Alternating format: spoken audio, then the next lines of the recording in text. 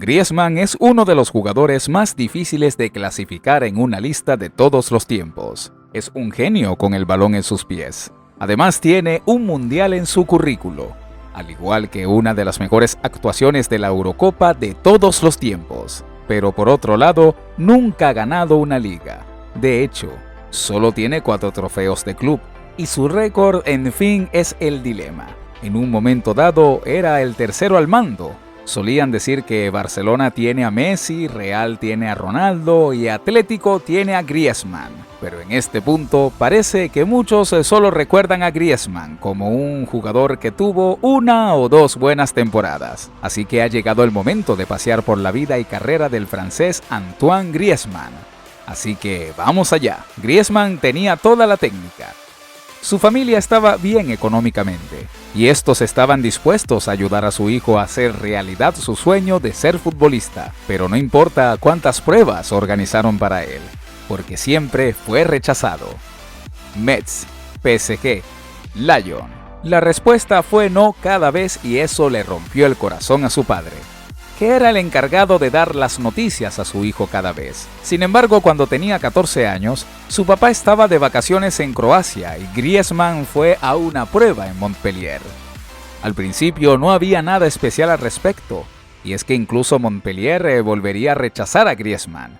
Pero no todo estaba perdido para el niño, y es que en esa prueba estaba un ojeador de la Real Sociedad, quien se percató del talento de Griezmann. Notó que su toque estaba años más allá de su edad. El nombre de este cazatalentos es Eric Goulash, quien esperó hasta el final de la sesión para acercarse a Griezmann, quien se sentó en las gradas comiendo unas galletas.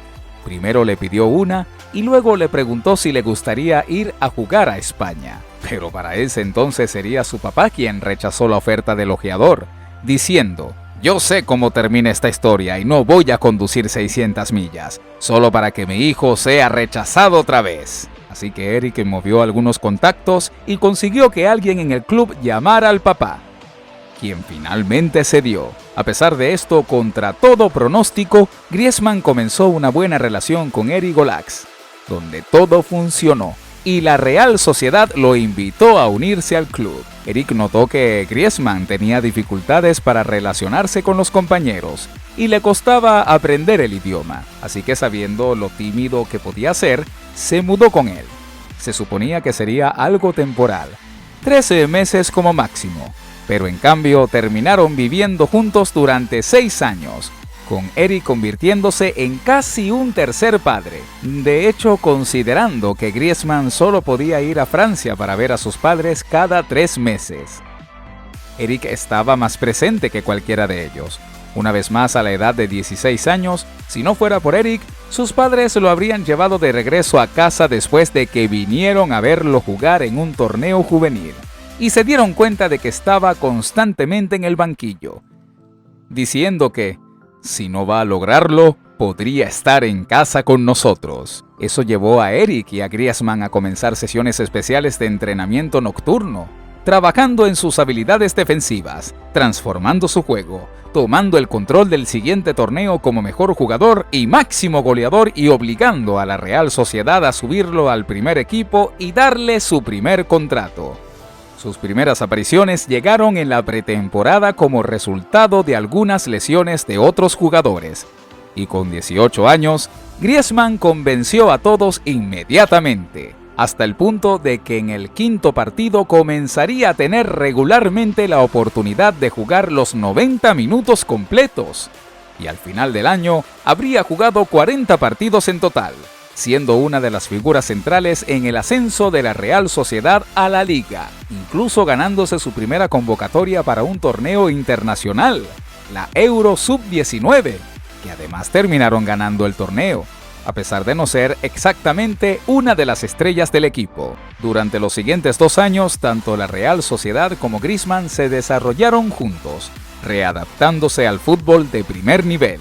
Primero terminando solo a 2 puntos del descenso, y luego logrando un puesto en la mitad de la tabla, que podría haber sido mejor si no fuera por la lesión de Griezmann al comienzo de la temporada, que los llevó a 8 derrotas en 13 partidos. teniendo en cuenta que en el momento en que Griezmann regresó, tuvieron 7 partidos sin derrota. Esto fue muy prometedor.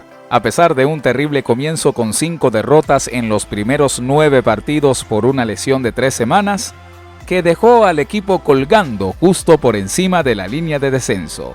Una vez más, Griezmann regresó para salvar, liderándolos en una de las mayores rachas en la historia del club con solo una sola derrota en 23 partidos, venciendo a Valencia, Sevilla, Barcelona y Atlético, con esa única derrota siendo un 4-3 fuera del Bernabéu.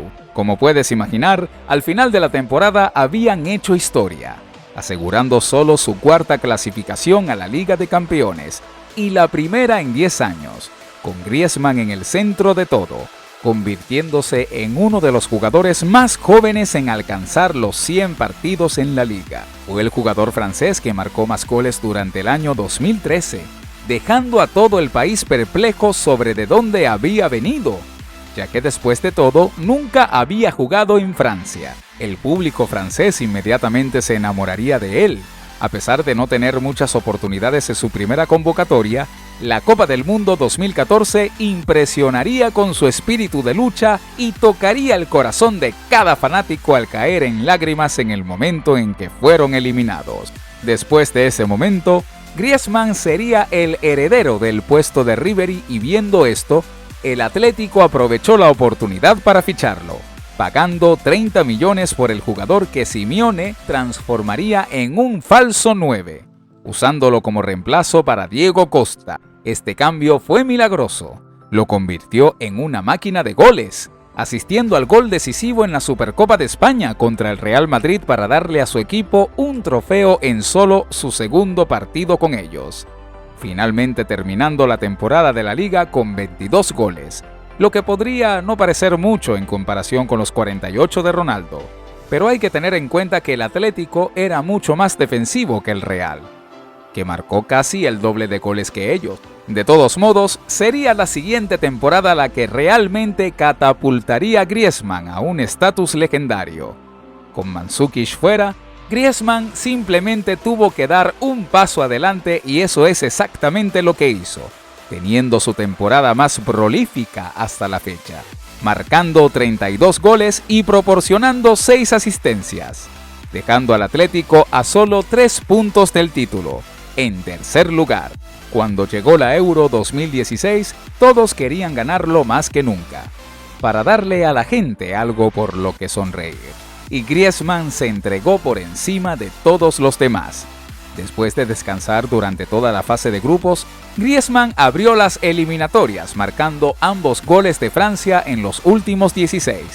Luego puso 2 asistencias y otro gol contra Islandia, y finalmente volvió a marcar ambos goles de Francia contra Alemania para ponerlos en la final. Con 6 goles ya, fue fácilmente una de las mejores actuaciones Euro de todos los tiempos. Solo una vez en la historia alguien había alcanzado este recuento. Parecía casi destinado para Griezmann ganar todo. De hecho, eran los grandes favoritos contra Portugal, y Griezmann obligó a Patricio a algunas paradas insanas. Eventualmente Gignac incluso golpeó el poste, pero al final, el gol de Eder decidió el partido y en el mejor año de su carrera, Griezmann salió con un sabor amargo en la boca, sin trofeos. Al menos fue nombrado jugador del torneo, lo cual fue genial por supuesto. De vuelta al nivel del club, Griezmann estaba empezando a sentir una urgencia por perseguir algo más. Hubo conversaciones sobre United, Arsenal y algunos incluso dijeron que Real. En cambio, comenzó su temporada en una forma horrenda, marcando solo 6 goles antes del año nuevo. Griezmann decidió explotar en el Mundial, marcando el gol decisivo en el primer partido y luego tomando el control de la fase eliminatoria abriendo el marcador contra Argentina, luego asistiendo al abridor y marcando el segundo gol contra Uruguay, así como asistiendo al único gol contra Bélgica, siendo nombrado jugador del partido. Un premio que también ganaría para el partido final donde marcó y asistió para poner a Francia al frente y permitirles llevarse el trofeo más grande de todos. Este fue el pico de su carrera.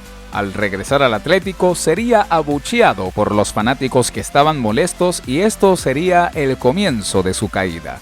Incluso antes de que se jugara el último partido de la temporada, ya había anunciado que se iba del club para siempre. Y como siempre, para empeorar las cosas, habló con Barcelona antes de que hablaran con Atlético, asegurándose de esperar hasta que su cláusula de rescisión bajara de 200 a 120 millones antes de irse, con Atlético llevándolos a juicio por ese problema. En Barcelona no importa que Griezmann siempre parecía una sombra de sí mismo. Nunca consiguió que los fanáticos lo amaran y nunca pareció sentirse incluido en el equipo, siempre pareciendo un marginado y principalmente quedándose cerca de otros jugadores franceses como Lenglet y Umtiti, hasta el punto de que solo 6 meses después ya se rumoreaba que podría irse al PSG o United. Con Barcelona descendiendo al caos y los medios aprovechando cada pedazo de drama en el vestuario. Sus números alcanzaron mínimos históricos y una vez que llegó la pandemia, las cosas se salieron completamente de control.